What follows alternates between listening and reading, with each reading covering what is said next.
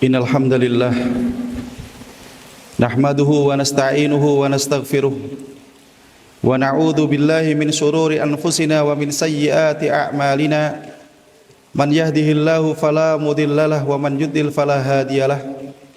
Asyhadu an la ilaha illallah wahdahu la syarikalah wa asyhadu anna Muhammadan abduhu wa rasuluhu la nabiyya wa la rasula ba'dah.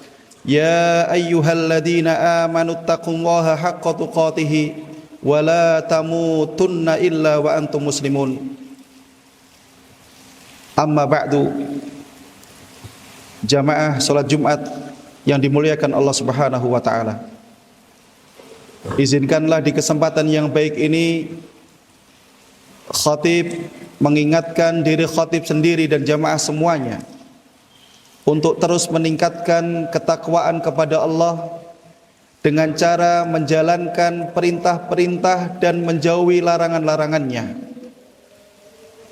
Harus kita upayakan di setiap hari, di setiap pekan, bulan dan tahun, bagaimana keimanan yang kita miliki ini semakin bertambah. Bagaimana masing-masing diri kita semakin dekat kepada Allah Subhanahu wa taala. Hadirin yang berbahagia, disebutkan dalam Al-Quran, wa in ta'uddu ni'matallahi la tuhsuha. Jikalau kalian menghitung nikmat Allah, sungguh niscaya kalian tidak akan bisa menghitung nikmat itu, dikarenakan banyaknya nikmat yang telah Allah berikan kepada kita. Di antara sekian banyak nikmat yang saat ini telah diberikan kepada kita adalah ni'matul lisan. Bahwa Allah Subhanahu wa taala saat ini telah memberikan nikmat kepada kita dalam bentuk lisan. Dengan lisan yang sekarang ini kita miliki, alhamdulillah, kita bisa mudah berkomunikasi dengan orang lain. Dengan lisan ini hidup kita menjadi lebih terarah. Dengan lisan ini kita semakin mudah untuk memberikan manfaat kepada orang lain. Dan jangan pernah ditanya berapa harga lisan kita. Lisan yang kita miliki ini tidak akan bisa diuangkan, tidak akan bisa dibeli dengan rupiah ataukah dolar. Tetapi di saat yang sama kita harus ingat bahwa nikmat lisan yang sekarang ini sudah kita miliki bisa mendatangkan persoalan saat ini atau kelak di hari kiamat. Allah sebutkan dalam surat An-Nur, firman Allah Subhanahu wa taala yang berbunyi, yauma tashhadu alaihim alsinatuhum wa aydihim wa arjuluhum. Besok di akhirat ada sebuah kesempatan, sebuah momen di mana Allah Subhanahu wa taala akan menutup mulut masing-masing kita. Allah Subhanahu wa taala akan bertanya kepada masing-masing kita, tetapi tidak menunggu jawaban dari mulut kita. Saat itu Allah Subhanahu wa taala akan mendengarkan jawaban langsung dari lisan lidah kita ini. Akan mendapatkan jawaban langsung dari tangan ini. Sebagaimana Allah Subhanahu wa taala akan mendapatkan jawaban langsung dari kaki yang kita miliki. Apakah di dunia ini kita sudah bisa hidup sesuai dengan apa yang Allah perintahkan ataukah tidak? Lisan kita yang akan memberikan keterangan, tangan kita yang akan memberikan jawaban, kaki kita yang akan menjelaskan apa yang sudah dilakukan di atas muka bumi ini. Makanya kita harus mawas diri bahwa nikmat lisan ini suatu saat akan dipertanggungjawabkan. Masing-masing kita akan ditanya, apakah lisan yang dimiliki ini sudah digunakan sesuai dengan yang semestinya ataukah tidak. Dalam sebuah hadis yang sahih, Nabi kita yang mulia Muhammad SAW bersabda, Innal abda la yatakallamu bil kalimati ma yatabayyanu fiha. Sesungguhnya ada seorang hamba yang dia itu bertutur kata dengan sebuah kalimat, tetapi dia tidak mengecek apakah kalimat yang dia ucapkan itu mengandung kebaikan ataukah tidak. Yahwi biha finnari ab'ada mimma bainal masyriqi wal maghrib. Karena dia bertutur kata sembarangan, tidak pernah memastikan apakah perkataannya itu baik ataukah tidak, ternyata dengan satu kalimat itu Allah Subhanahu wa ta'ala memasukkan dirinya ke dalam jurang api neraka yang dalamnya melebihi jarak antara barat dan timur, hanya dengan satu kalimat. Dalam hadis yang lain dari sahabat Abdullah bin Mas'ud radhiyallahu anhu, diriwayatkan dari beliau radhiyallahu anhu annahu irtaqas sofa. Suatu saat sahabat yang mulia Abdullah bin Mas'ud naik ke bukit Sofa. Fa akhadha bilisanihi, kemudian beliau memegang lisan beliau, faqala, dan beliau berkata, ya lisanu, wahai lisan, qul khairan taghnam. Sebuah momen yang sangat besar. Seorang sahabat yang mulia Abdullah bin Mas'ud radhiyallahu anhu naik ke bukit Sofa. Kemudian beliau memegang lisan beliau dan mengatakan, ya lisanu qul khairan taghnam. Wahai lisan, katakan ucapan yang baik, niscaya engkau akan beruntung. Waskut an syarrin taslam. Dan tahanlah dari mengucapkan keburukan, niscaya engkau akan selamat. Min qabli an yandam, sebelum engkau menyesal wahai lisan. Summa qala, setelah mengatakan perkataan yang sangat bagus ini, beliau radhiyallahu anhu berkata, sami'tu Rasulullah sallallahu alaihi wasallam yaqul, saya telah mendengar, kata sahabat Ibnu Mas'ud radhiyallahu anhu, bahwa Rasulullah sallallahu alaihi wasallam bersabda, aktsaru khotoyaya ibni Adam fi lisani. Kebanyakan dosa yang didapatkan oleh manusia itu disebabkan oleh lisannya. Makanya ayat yang tadi kami sebutkan bahwa Allah Subhanahu wa ta'ala akan menghidupkan dan memberikan kesempatan organ kita untuk berbicara, yang pertama kali ditanya adalah lisan, sebelum pertanyaan yang ditujukan kepada tangan dan kaki. Kenapa? Karena hari-hari yang kita miliki ini, ketika kita melakukan banyak aktivitas ini, rata-rata aktivitas itu didominasi oleh lisan, sehingga potensi lisan kita untuk melakukan kesalahan ini sangatlah besar. Disebutkan dalam sebuah hadis dari sahabat yang mulia Mu'adz bin Jabal radhiyallahu anhu, bahwa Nabi SAW pada sebuah kesempatan menjelaskan kepada para sahabat tentang urgensi tauhid kepada Allah, menjelaskan tentang kedudukan sholat, menjelaskan tentang kedudukan jihad, menjelaskan tentang haji, puasa, dan seterusnya. Sampai kemudian Rasulullah SAW menjelaskan bahwa lisan yang dimiliki oleh seseorang itu bisa mendatangkan persoalan. Nabi SAW dalam hadis yang diriwayatkan dengan jalur periwayatan yang sahih, beliau bersabda kepada para sahabat, khususnya kepada sahabat Mu'adz bin Jabal.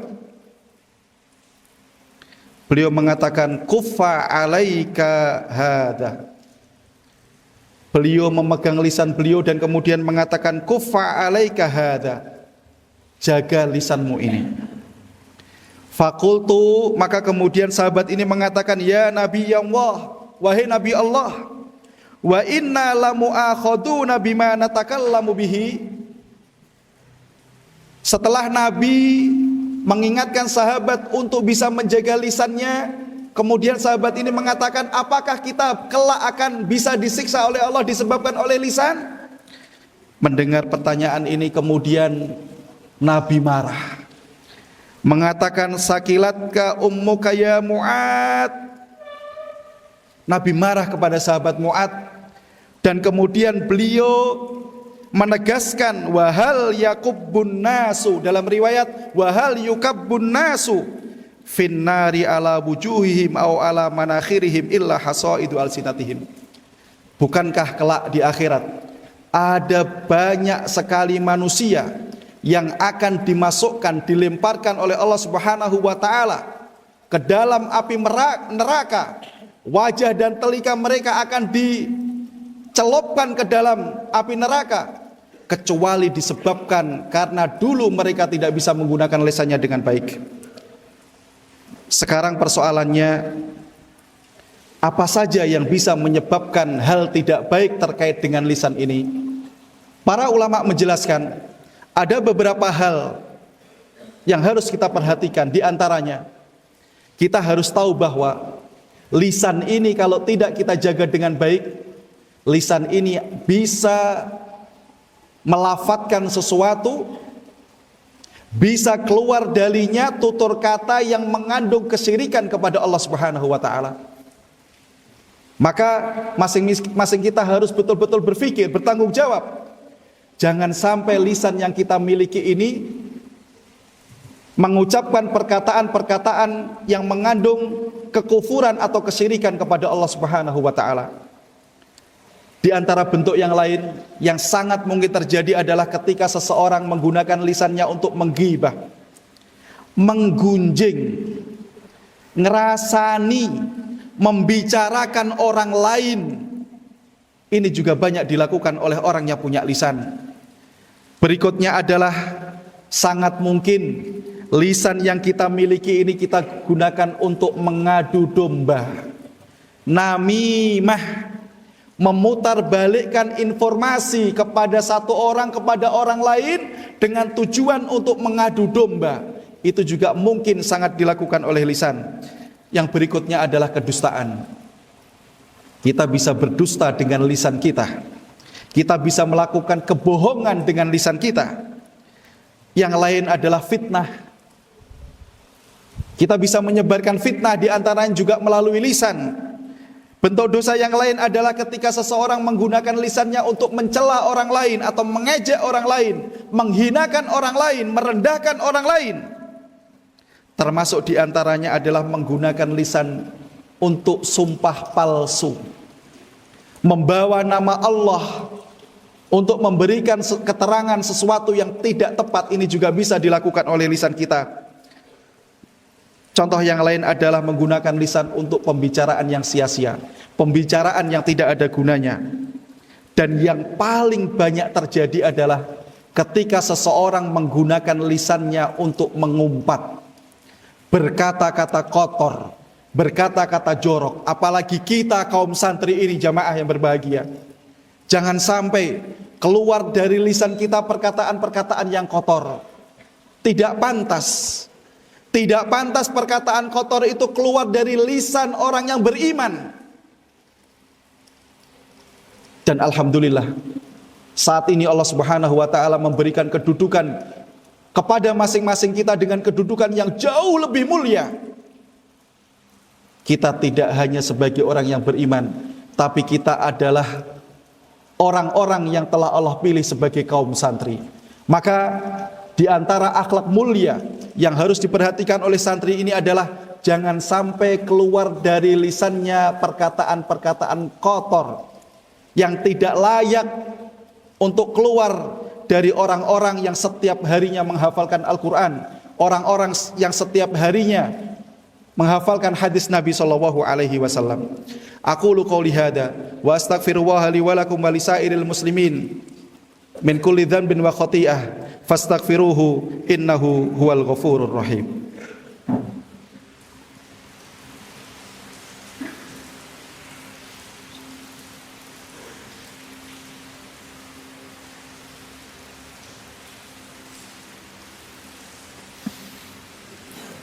Alhamdulillah.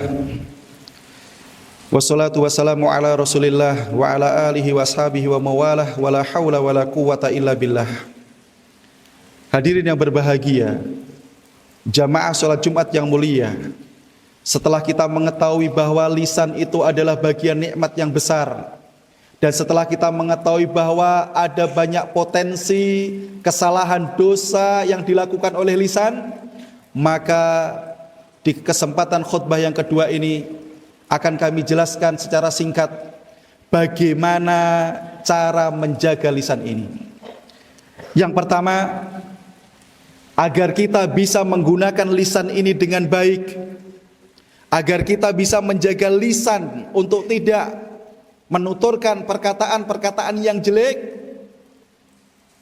cara pertama adalah kita selalu ingat dengan firman Allah Subhanahu wa taala, "Ma yalfidu min qaulin illa ladaihi raqibun atid." Kita harus selalu ingat, wahai jamaah, bahwa tidak ada perkataan apapun yang keluar dari lisan kita kecuali ada malaikat yang langsung mengamati, kecuali ada malaikat yang langsung mencatat apakah perkataan yang keluar dari lisan kita itu masuk dalam kategori perkataan yang baik ataukah bukan. Yang kedua, upayakan untuk memikirkan apapun yang akan kita keluarkan dari lisan. Upayakan tidak keluar dari lisan kita kecuali hal-hal yang baik. Sebagaimana disabdakan oleh Rasulullah SAW, "Man kana yu'minu billahi wal yawmil akhir falyakul khairan aw liyasmut." Barang siapa beriman kepada Allah dan hari akhir, maka hendaknya dia bertutur kata yang baik. Jikalau dia tidak bisa bertutur kata yang baik, maka hendaknya dia menahan lisannya untuk tidak bertutur kata. Yang ketiga, setelah kita perhatikan perkataan yang keluar dari kita, kesadaran bahwa kita diawasi oleh malaikat, yang ketiga adalah selalu perhatikan tempat kita bertutur kata. Jangan sembarangan bertutur kata. Boleh saat kita main bola, kita sedikit berteriak minta bola dari teman kita. Suara-suara yang tinggi teriak minta bola. Saat kita di lapangan bola, mungkin itu menjadi sesuatu yang biasa. Tapi kalau teriakan itu kita ucapkan di dalam masjid, kita ucapkan di dalam kamar, kita ucapkan di dalam kelas, bisa menjadi persoalan. Maka selalu harus kita perhatikan di mana saya akan bertutur kata. Likulli maqamin maqal. Di setiap tempat membutuhkan perkataan-perkataan yang pas, yang bagus, sesuai tempat itu tersebut. Yang keempat, selalu perhatikan dengan siapa kita bertutur kata. Harus kita perhatikan, apakah saat ini kita bertutur kata dengan ustadz kita? Apakah saat ini kita sedang bertutur kata dengan orang tua kita? Apakah saat ini kita bertutur kata dengan teman kita? Apakah saat ini kita sedang bertutur kata dengan orang yang usianya lebih tua daripada kita? Apakah saat ini kita sedang bertutur kata dengan orang yang usianya lebih muda daripada kita? Semuanya membutuhkan tata cara. Semuanya membutuhkan pilihan kata-kata. Maka semuanya harus kita perhatikan. Yang terakhir, harus kita perhatikan kapan waktu kita berbicara. Karena meskipun isinya bagus, susunannya sangat sopan, tapi kalau waktu yang kita ucapkan tidak pas, maka tutur kata itu bisa menjadi persoalan. Contohnya adalah ketika saat ini kita sedang mendengarkan khutbah, tidak diperbolehkan bagi masing-masing kita untuk bertutur kata, berbicara dengan orang lain. Meskipun kalau kemudian ada dua orang saling berbicara, membicarakan sesuatu yang bagus, berkaitan dengan Quran dan Sunnah, tetapi waktunya tidak sesuai, maka perkataan itu juga bisa menjadi persoalan. Ini khutbah yang bisa disampaikan, semoga bisa memberikan manfaat utamanya untuk diri khatib sendiri dan jamaah semuanya.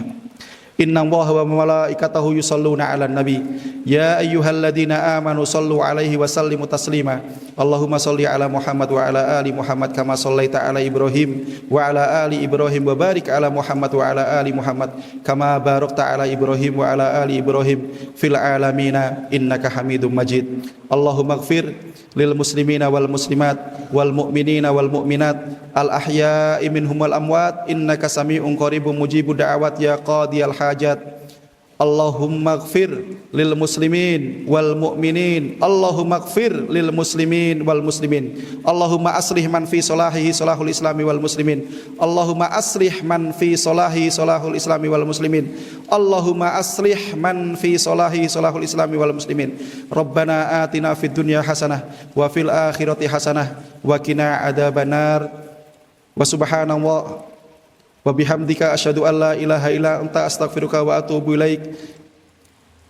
Aqulu qouli hadza wa akhiru da'wana anil hamdulillahi rabbil alamin.